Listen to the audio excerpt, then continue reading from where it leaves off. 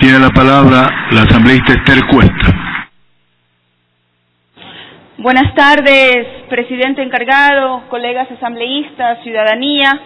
Quisiera empezar mi intervención con un saludo caluroso a nuestros hermanos migrantes, personas en movilidad humana, y bueno, también nuestro exmandatario y compañero Rafael Correa, que también es una persona en movilidad humana, recorriendo el país, recibiendo caluroso bienvenida en todas partes que está llegando a la ciudadanía. Colegas legisladores, hemos sido convocados el día de hoy para debatir la proforma presupuestaria del ejercicio económico 2018 y la programación cuatrienal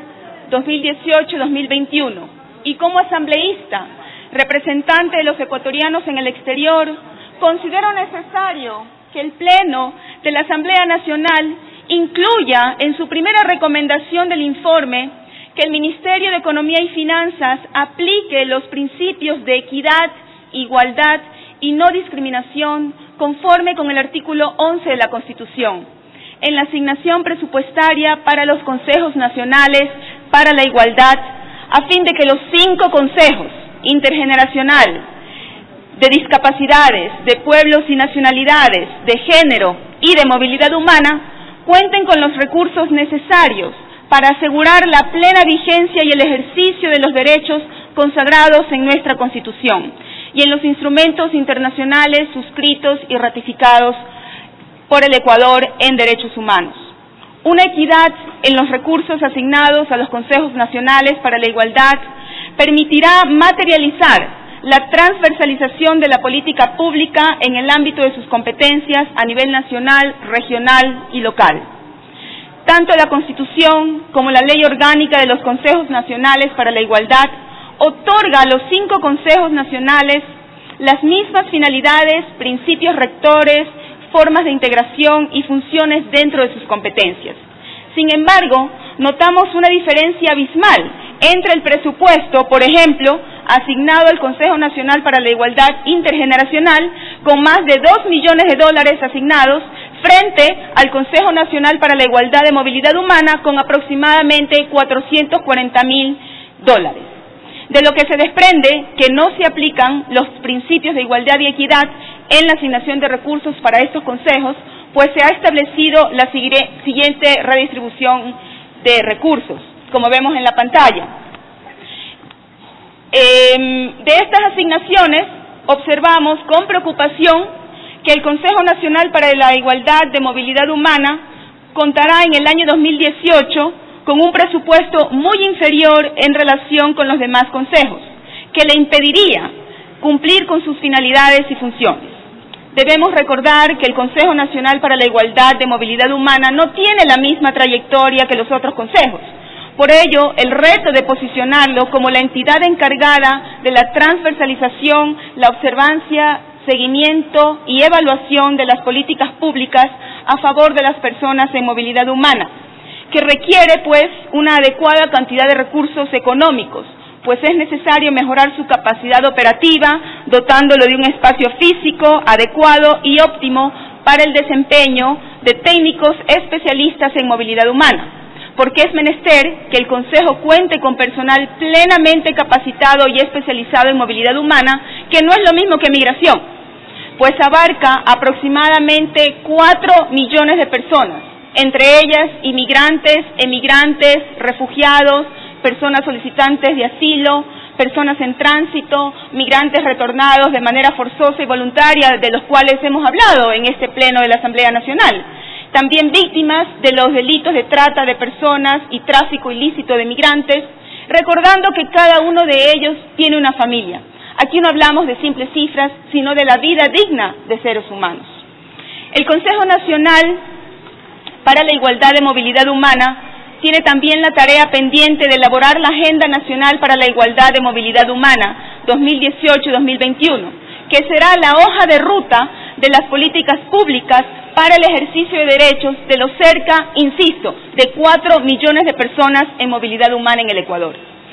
Pese a que el Consejo Nacional para la Igualdad de Movilidad Humana tiene poco tiempo de existencia, pues la visión de la transversalización de la movilidad humana en la política pública ecuatoriana nace a partir de nuestra Constitución de Montecristi,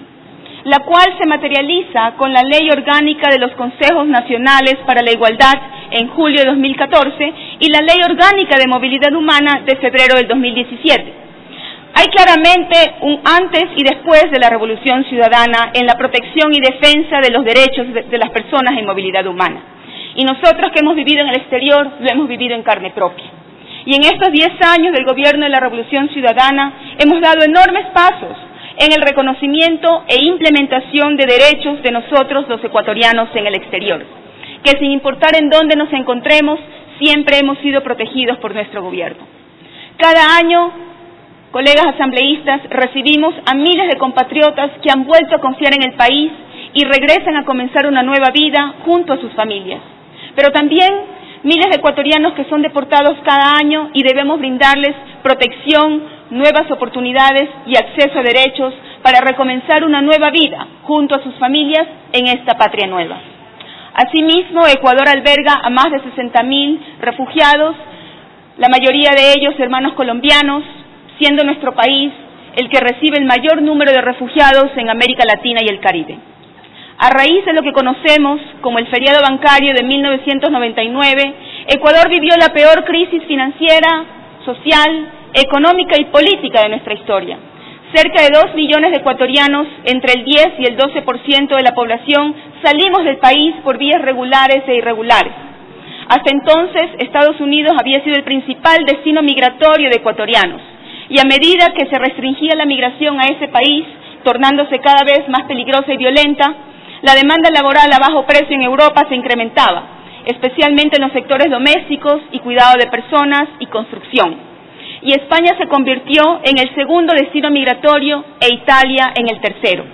Esta migración más reciente fue mayormente compuesta por mujeres y sus hijos fueron reagrupándose paulatinamente.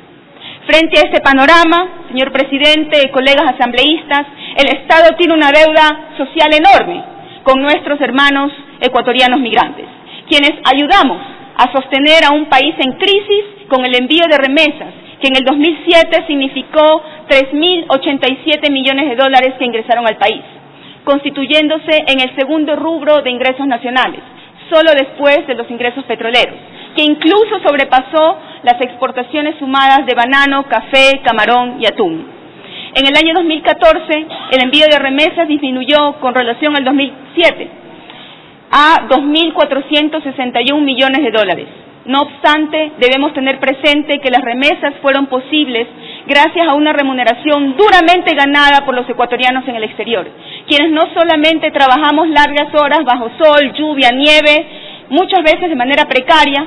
sino que sobre todo tuvimos que pagar el precio de separarnos de nuestras familias y abandonar nuestra patria por un futuro incierto, a menudo agresivo e injusto.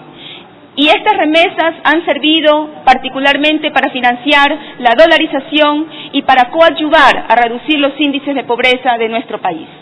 Como resultado de todo este proceso, de lo que ha significado y de lo que representa para nuestro país los derechos de las más de 4 millones de personas en movilidad humana, como representante de nuestros hermanos migrantes, considero necesario recomendar que el Ejecutivo revise el presupuesto asignado para el Consejo Nacional para la Igualdad de Movilidad Humana, a fin de al menos equiparar el presupuesto con el de los demás consejos, en función del principio de igualdad y equidad que debe regir